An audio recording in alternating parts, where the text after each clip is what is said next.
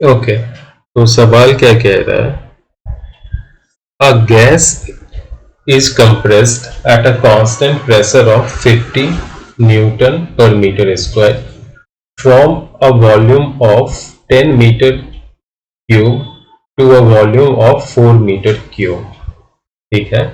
Energy of 100 joule is then added to the gas by heating. Its internal energy is okay. देखते हैं क्या. और एक second ना, ये माइक लगा लेता हूँ. हाँ, फिर से मैं बोल देता हूँ. A gas is compressed at a constant pressure of 50 newton per metre square from a volume of 10 metre cube to a volume of 4 metre cube. Energy of 100 joule is then added to the gas by heating. Its internal energy is dash. Okay. तो detail से सवाल को समझेंगे बिल्कुल ही. तो देखो, पहले graph बना लेता हूं. जरूरत नहीं है ग्राफ की, लेकिन समझने के लिए हम ये बना रहे हैं. तो ये वॉल्यूम की एक्सिस है और ये प्रेशर की एक्सिस है. प्रेशर कांस्टेंट है कितनी? 50 न्यूटन पर मीटर स्क्वायर. तो हम यहां 50 न्यूटन पर मीटर स्क्वायर डाल देते हैं. और वॉल्यूम जो है वो क्या हो रही है? कंप्रेस हो रही है 10 मीटर क्यूब से 4. तो बड़ी वाली कहाँ आ जाएगी? यहाँ आ जाएगी, और छोटी वाली यहाँ आ जाएगी, है ना. तो इनिशियल स्टेट क्या है? इनिशियल वॉल्यूम ये है, ये हो गई I, और फाइनल पोजीशंस क्या हो गई? ये. इसको मिला देते हैं और ये कंप्रेस हो रही है. इसे डायरेक्शन राइट से लेफ्ट हो रही है. क्लियर? ओके, ग्राफ से करें तो इस कर्व के नीचे की जो एरिया होगी वो work done on the gas बताएगा, क्योंकि यहाँ कंप्रेशन हो रहा है. और वर्क डन क्या हो जाएगी? नेगेटिव आएगी. करेक्ट. नॉर्मली क्या होता है? आइसोबैरिक यानी कांस्टेंट प्रेशर के केस में वर्क को हम ऐसे निकाल सकते हैं, pressure times change in volume. तो प्रेशर कितनी है? 50. चेंज इन वॉल्यूम क्या होता है? Final volume minus initial volume. Final volume 4 है, इनिशियल वॉल्यूम 10 है. तो क्या हो गया? माइनस 4 माइनस 10 क्या होगा? -6. -6 इंटू 50 मतलब -300 जूल. अब फर्स्ट लॉ ऑफ थर्मोडायनेमिक्स का यूज करेंगे, FLT. Q इक्वल टू क्या होता है? Change in internal energy plus work done. तो हमें क्या ढूंढना है? इट्स इंटरनल एनर्जी, है ना. तो डेल्टा U क्या हो जाएगा? Q minus W. और Q कितनी है? Energy is then added to the gas, मतलब एनर्जी ऐड कर रहे हैं, इसलिए एनर्जी क्या होगी? पॉजिटिव. Q क्या होगी? पॉजिटिव. 100 माइनस वर्क कितनी है? -300 जो. तो ये माइनस माइनस क्या हो जाएंगे? प्लस. 100 प्लस 300 मतलब क्या हो गई? 400. तो ये जो चेंज इन इंटरनल एनर्जी आई है वो कितनी हो जाएगी? 400 जूल. तो फिल इन द ब्लैंक्स में क्या लिखेंगे? It's internal energy is increased by 400 joule. आप ऐसा मत लिख देना it's internal energy is 400 joule. नहीं, ये क्या है? चेंज इन इंटरनल एनर्जी है. तो क्या होगा? Increased by 400 joule. डन.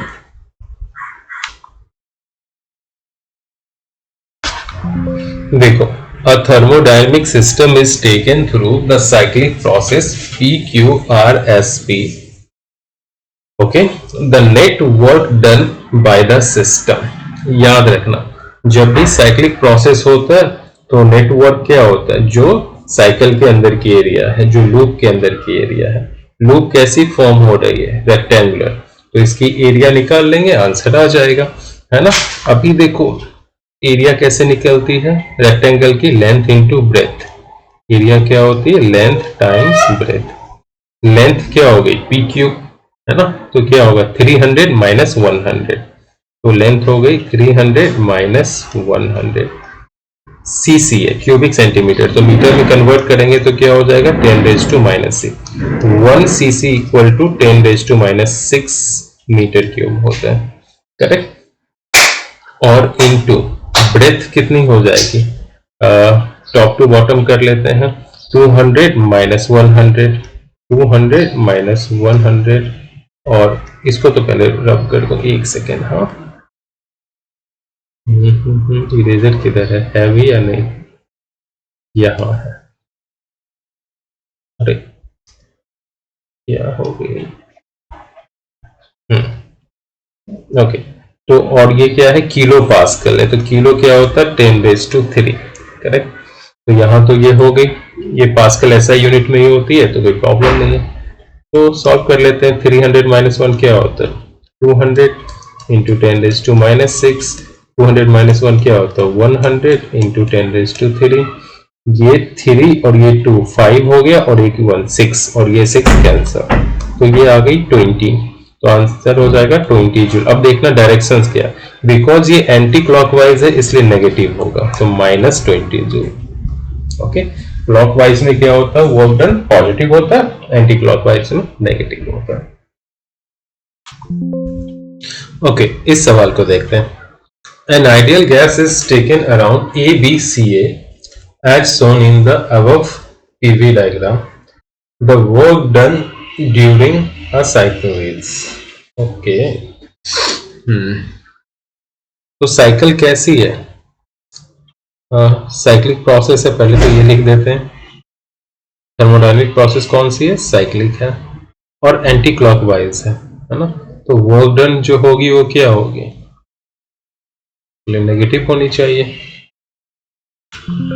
और होगी क्या, एरिया ऑफ द ट्राइंगल होगी, है ना, साइकिल का एरिया। तो ये हाफ, बेस कितनी है, यहाँ पे देखो बेस ये वाला, ये जो है ये बेस है, और ये हाइट है, तो बेस है हमारी एक्स एक्सिस, मतलब ये हो गई कितनी 3v, और ये हो गई v, 3v माइनस v कितनी हो जाएगी 2v, ठीक है। तो बेस हो गई हमारी 2v, और हाइट कितनी हो गई, हाइट हो जाएगी 3p माइनस p, यानी 2p, हाफ और हाफ कैंसल हो जाएगा, ये हो जाएगी 2pv। आंसर तो 2pv होगा, लेकिन नेगेटिव में होगा क्योंकि ये एंटी क्लॉकवाइज है। अब चूंकि ऑप्शंस में नेगेटिव है नहीं तो हम कुछ कर नहीं सकते, 2pv लेके जाना होगा, है ना।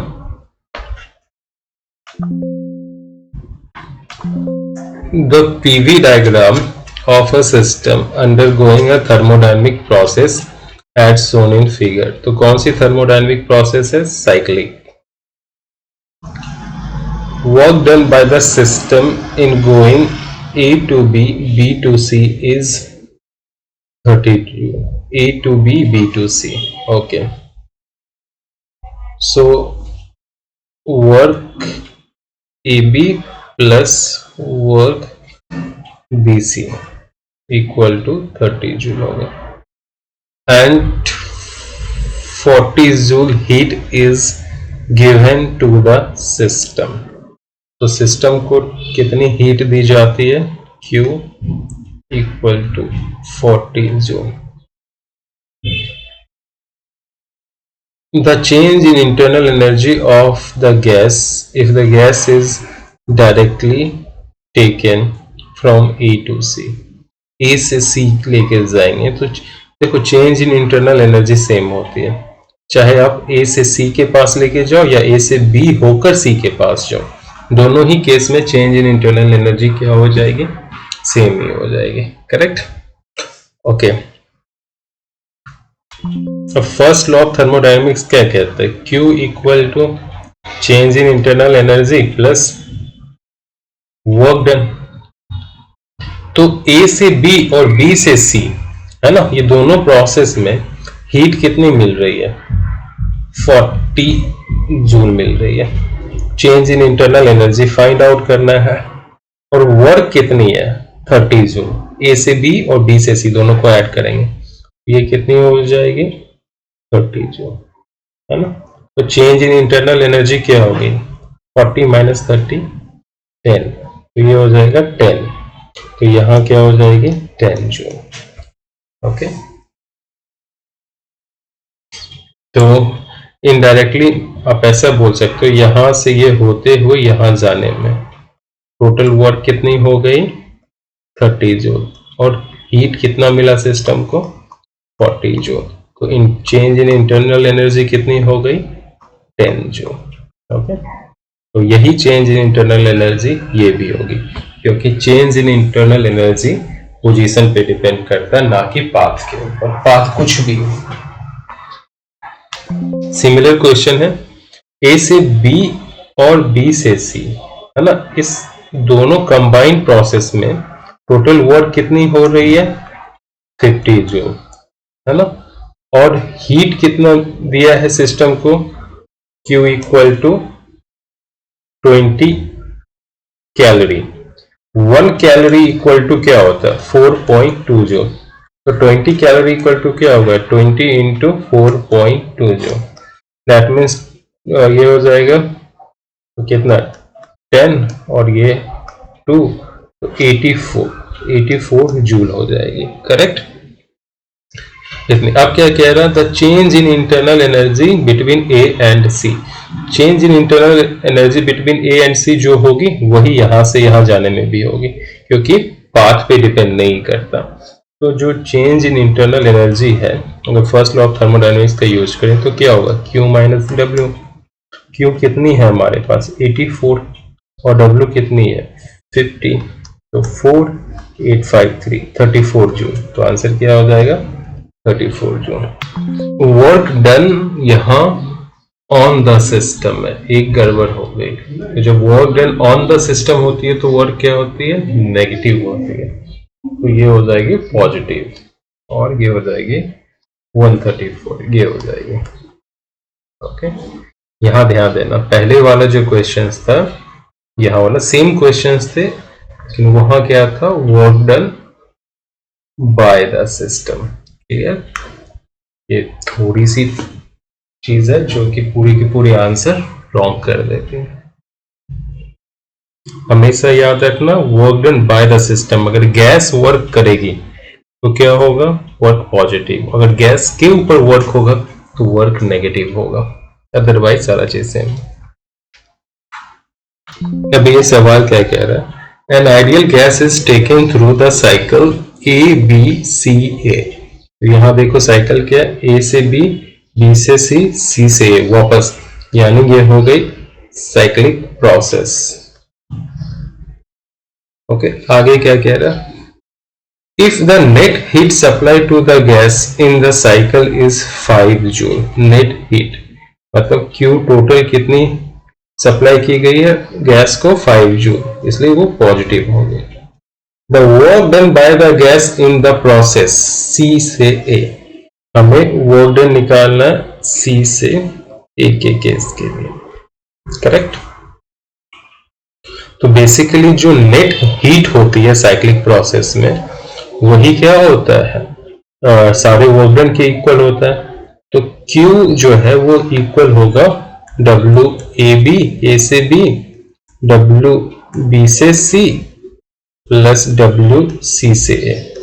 क्लियर, Q कितनी है 5 और C से A फाइंड आउट करना है, A से B कितनी वर्क होगी, A से B देखो क्या है A से B प्रेशर है, प्रेशर एक्सिस है, और B से C वॉल्यूम, यानी यहाँ पे क्या है ये वॉल्यूम कांस्टेंट है, B से C क्या है इसमें वॉल्यूम कांस्टेंट है, मतलब वर्क 0 होगी। क्लियर, क्योंकि प्रोसेस कौन सी हो गई आइसोकोरिक, तो A से B में तो वर्क होगा बट B से C में वर्क क्या होगा 0, और ये हो जाएगा C से A, तो 5 इक्वल टू क्या हो जाएगा।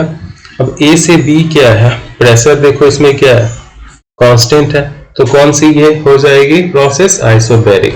आइसोबैरिक में वर्क क्या होता है A से B, है ना, आइसोबैरिक में वर्क होता है pressure into change in volume, और प्रेशर कितनी है 10 न्यूटन पर मीटर स्क्वायर होगा, मीटर क्यूब नहीं। और चेंज इन वॉल्यूम कितनी हो जाएगी 2 - 1, ये हो गया 20। तो ये हो जाएगी कितनी, A से B 20 और हमें C से A फाइंड आउट करना है। तो क्या हो जाएगा 5 - 20 C से, दैट इज -15, यानी C वाला आंसर हो जाएगा। देखो इसमें क्या कह रहा है, in the indicator diagram net amount of work done will be, दोनों ही फिगर क्या है, साइक्लिक प्रोसेस बता रही है। जो 2 है वो क्लॉकवाइज है ना, और समझो इसकी वर्क हो गई W2 है ना, जो इसकी एरिया होगी वही वर्क होगी, और जो 1 है वो क्या है, एंटी क्लॉकवाइज है ना, तो इसकी एरिया क्या हो जाएगी W1। क्लियर, किसकी एरिया बड़ी है, 2 की एरिया क्या है, बड़ी है, और 1 की एरिया क्या है, छोटी है। कौन ज्यादा वर्क करेगा, 2 ज्यादा वर्क करेगा। अब देखो डायरेक्शंस, ये क्लॉकवाइज है इसलिए ये क्या होगा, पॉजिटिव, ये एंटी क्लॉकवाइज है इसलिए क्या हो जाएगा, ये नेगेटिव। अब देखो क्या देख रहे हो, पॉजिटिव एरिया जो है वो बड़ी है नेगेटिव एरिया से, इसलिए नेट वर्क डन क्या हो जाएगी, पॉजिटिव। नेट वर्क डन क्या होती है, दोनों को ऐड करना पड़ेगा, प्लस -1, तो W2 - W1, और ये क्या हो जाएगी, पॉजिटिव। अगर ये उल्टा रहता है ना, ये हो जाता है अगर समझो एंटी क्लॉकवाइज और ये हो जाता है क्लॉकवाइज, तो नेट वर्क डन क्या हो जाती, नेगेटिव हो जाती। ओके,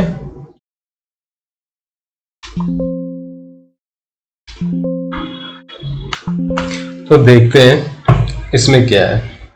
ये एक साइक्लिक प्रोसेस है ना, ABCD, और इसकी जो एरिया होगी लूप की वो क्या बताएगी, वर्क डन है ना, वर्क डन बताएगी। ठीक है, लेकिन देखो ये क्लॉकवाइज है इसलिए वर्क क्या होगी, पॉजिटिव, यानी ये होगा work done by the system. Okay, पहला स्टेटमेंट क्या, area ABCD equal to work done on the system, नहीं, ये रॉन्ग है, क्या होगा, बाय द सिस्टम, क्योंकि वर्क पॉजिटिव है। एंटी क्लॉकवाइज होता तो ये स्टेटमेंट करेक्ट होता। दूसरा क्या था, area ABCD equal to net heat absorb, yes ये करेक्ट है, जो भी वर्क डन होती है वो हीट के इक्वल होती है। फिर थर्ड क्या कह रहा है, change in internal energy in cycle is 0, yes, change in internal energy कितनी होती है, 0 होती है साइक्लिक प्रोसेस में, तो ये भी स्टेटमेंट सही है। तो क्या कह रहा है, carbon monoxide is carried around a closed cyclic process ABCA, है ना, एक और A आनी चाहिए, in which BC is isothermal process। तो मैं यहां लिख देता हूं BC क्या है, आइसोथर्मल। आइसोथर्मल में टेम्परेचर कांस्टेंट होता है और change in temperature equal to 0 होती है, change in internal energy equal to 0, यानी जो इंटरनल एनर्जी B के पास होगी, लेट्स से अगर B है इंटरनल एनर्जी, वही इंटरनल एनर्जी C के भी पास होगी। ओके, फिर क्या कह रहा है, अच्छा, the gas absorb 7000 joule of heat as its temperature is increased from 300 to 1000 Kelvin in going A to B। तो A से B है ना, A से B कौन सी प्रोसेस है, वॉल्यूम कांस्टेंट है ना, तो ये हो गई आइसोकोरिक। A से B आइसोकोरिक हो गई, और हीट कितनी एब्जॉर्ब कर रही है, देखो 7000 जूल। ओके, और टेम्परेचर कितना चेंज हो रहा है, चेंज इन टेम्परेचर कितनी है, 700 केल्विन। कहां से कहां जा रहा है, 300 केल्विन से 1000 केल्विन। वर्क तो 0 होगी है ना, इसलिए इंटरनल एनर्जी कितनी चेंज हो जाएगी इसमें, जो हीट है यानी 7000 जो। याद रखना आइसोकोरिक में क्या होता है, चेंज इन इंटरनल एनर्जी जो होती है वो इक्वल होती है हीट सप्लाइड के। क्यों, क्योंकि इसमें वर्क 0 होता है। अब क्या कह रहा है, the quantity of heat rejected by the gas during CA तो यहाँ यहाँ पे अगर हम समझो ए के पास जो इंटरनल एनर्जी होगी वो होगी यू ए। क्लियर हो गया? तो बी के पास इंटरनल एनर्जी कितनी हो जाएगी? बी के पास हो जाएगी यू बी जो है वो, और वो इक्वल होगी यू ए प्लस 7000 जूल, है ना? क्लियर? यानी चेंज इन इंटरनल एनर्जी कितनी है? यहाँ पे चेंज इन इंटरनल एनर्जी है 7000 joule. The quantity of heat rejected by the gas during process CA। CA में कितनी हीट रिजेक्ट होगी, यानी यहां जो होगी CA उसमें कितनी हीट रिजेक्ट हो गई। ये कौन सी प्रोसेस है? आइसोबैरिक प्रोसेस है, क्योंकि प्रेशर जो है इसमें कांस्टेंट है। ओके, कुछ और मजे की चीज देखो। ए पे टेम्परेचर कितनी बोल रहा था? 300 केल्विन, और बी पे टेम्परेचर कितनी थी? 1000 केल्विन। बी और सी के पास टेम्परेचर क्या होंगे? सेम ही होंगे ना, क्योंकि आइसोथर्मल प्रोसेस है ना? तो सी के पास भी टेम्परेचर कितनी हो जाएगी? 1000 केल्विन। करेक्ट? अब देखो साइक्लिक प्रोसेस में क्या होता है? Total work equal to total heat होता है ना?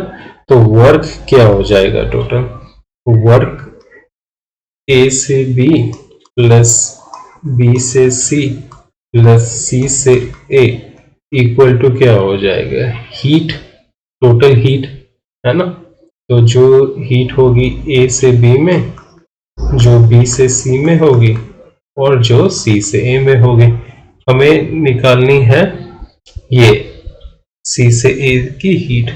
तो ए से बी की वर्क कितनी हो जाएगी? यहाँ कौन सी प्रोसेस है? आइसोकोरिक, तो 0 हो जाएगी। बी से सी आइसोथर्मल है, आइसोथर्मल का वर्क क्या होता है? एन आर डेल्टा टी, है ना? N R delta T, sorry N R T होगा, डेल्टा टी तो होता ही नहीं इसमें, my mistake. N R T natural log, है ना? V final upon V initial, यानी V2 अपॉन V1 प्लस यहां क्या हो जाएगा? C से A, C से A क्या हो जाएगी? Work pressure time change in volume, है ना? क्योंकि ये आइसोबैरिक प्रोसेस है। इक्वल टू हीट ए से बी में क्या होगी? ए से बी में हीट इंटरनल एनर्जी के इक्वल है, और कितनी है? 7000। बी से सी में हीट कितनी होगी? बी से सी में जो हीट होती है वो उसके वर्क के इक्वल होती है। यहाँ जो हीट है वर्क के इक्वल होती है, क्योंकि चेंज इन इंटरनल एनर्जी 0 होती है। तो कितना हो जाएगा ये? N R T L N V2 by V1, और ये हो जाएगी क्यू सी ए। करेक्ट? तो ये और ये हो गई कैंसर। ओके, तो हमें P डेल V, है ना, मिल गई कितनी? क्यू सी ए प्लस 7000, और P डेल V को हम लिख सकते हैं N R delta T, minus 7000 इधर आ जाएगी, इक्वल टू हो जाएगी क्यू सी ए। तो क्यू सी ए क्या हो गई? एन आर कितनी है? कुछ बताया तो नहीं है कितनी मोल है, तो हम इसको 1 मोल ही ले लेते हैं, और ये हो जाएगी 8.34 इंटू चेंज इन टेम्परेचर कितनी है?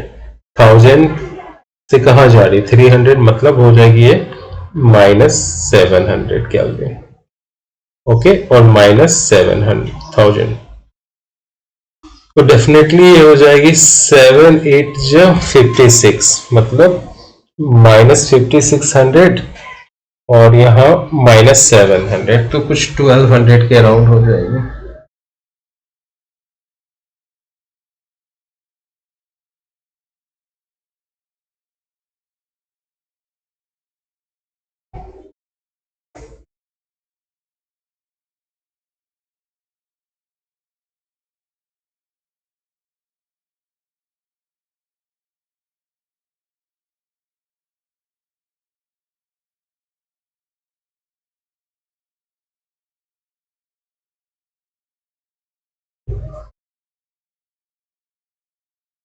ओके, जो भी होगा वो आप कैलकुलेट कर लेना यहां से।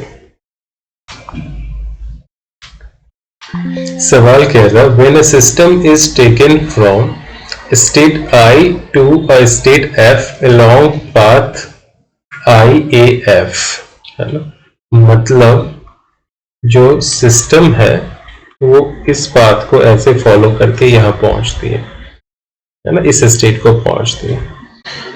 तो यहां से यहां ये कौन सी साइकिल हो गई, आइसोकोरिक, और ये कौन सी साइकिल हो गई, आइसोबैरिक। अब मैं इसको रद्द कर देता हूं,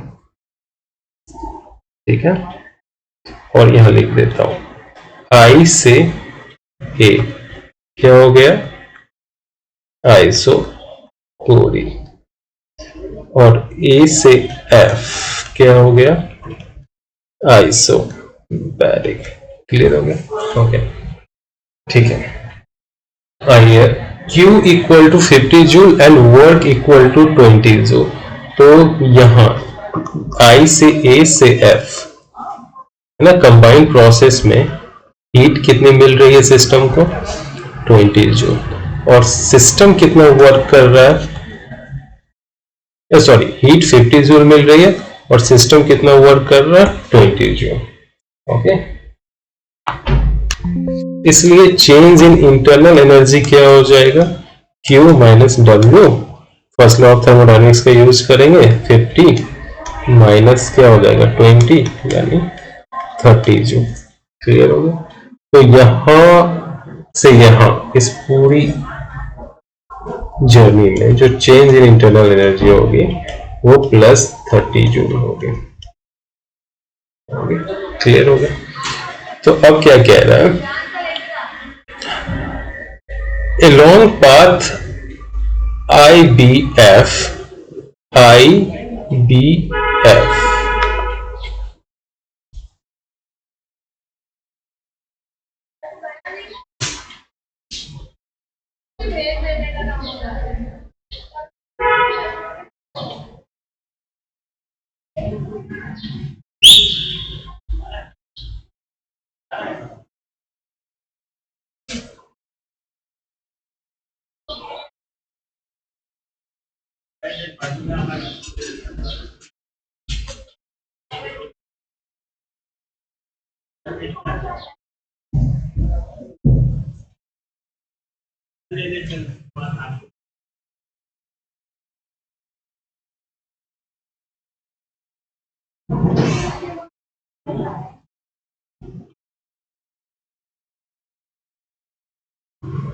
हम लोग जाके आते, हम लोग जाते होंगे, तुम लोग छोड़ दो उसको।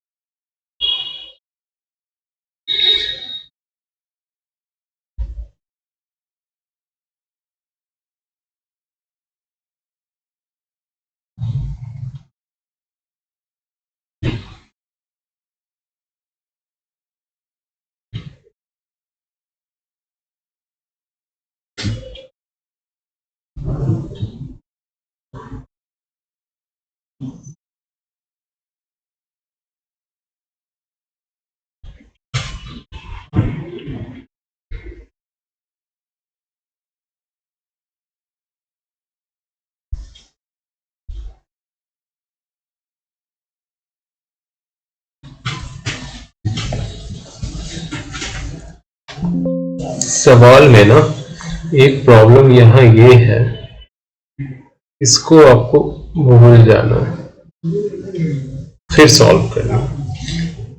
If work is minus 13 joule for the curved return path F5, तो यहां से जो वर्क हो रही है इसके लिए वो कितनी है, minus 13 joule. Okay, Q for the path हमें क्या निकालना है, Q निकालनी है, करेक्ट। तो Q क्या होती है, work done plus change in internal energy. Work done कितनी है, minus 13, change in internal energy कितनी हो जाएगी, देखो यहां से यहां टॉप जाने में 30 हो रही थी, तो बॉटम आने में कितनी होगी, -30। तो क्या हो गया, -43 जूल। तो ये हो जाएगा -43 जूल इसके लिए।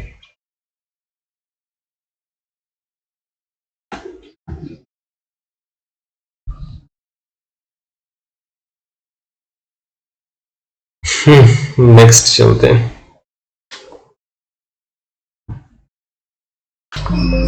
ओके, इस सवाल को देखते हैं क्या कह रहा। PV diagram of a system undergoing thermodynamic transformation is as shown in figure. The work done by the system in going from A to B, B to C is 30 joule and 40 joule heat is given to the system. तो work done कितनी हो गई, ABC के लिए 30 joule, और heat कितनी हो गई, ABC के लिए 40 joule. The change in internal energy between A and C। तो पहले तो इसमें चेंज इन इंटरनल एनर्जी क्या हो जाएगी, QABC माइनस WABC, ये हो जाएगी 40 माइनस 30 इक्वल टू 10 जूल, है ना।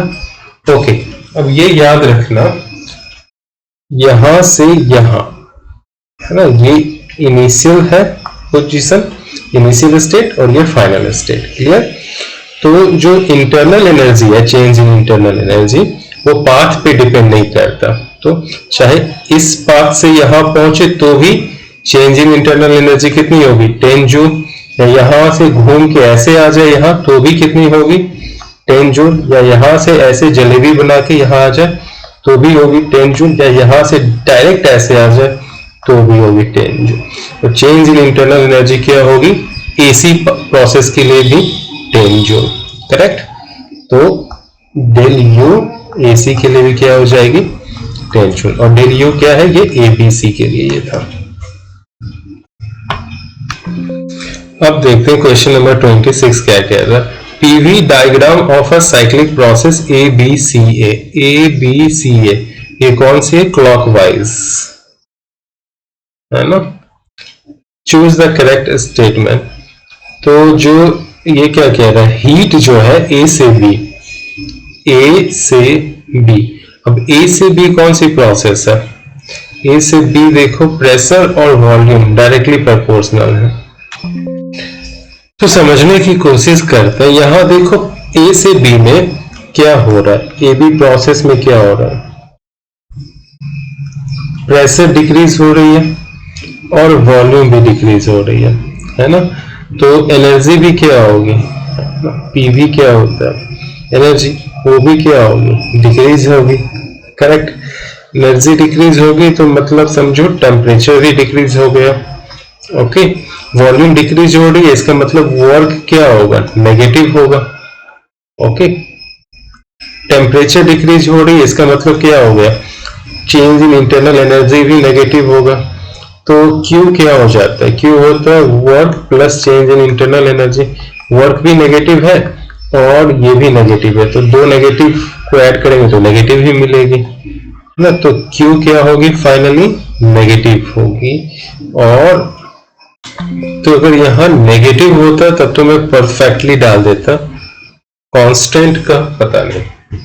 फिर हम B देखते हैं, change in internal energy. Change in internal energy B से C, B से C देखो क्या हो रहा है, वॉल्यूम इंक्रीज हो रहा है ना।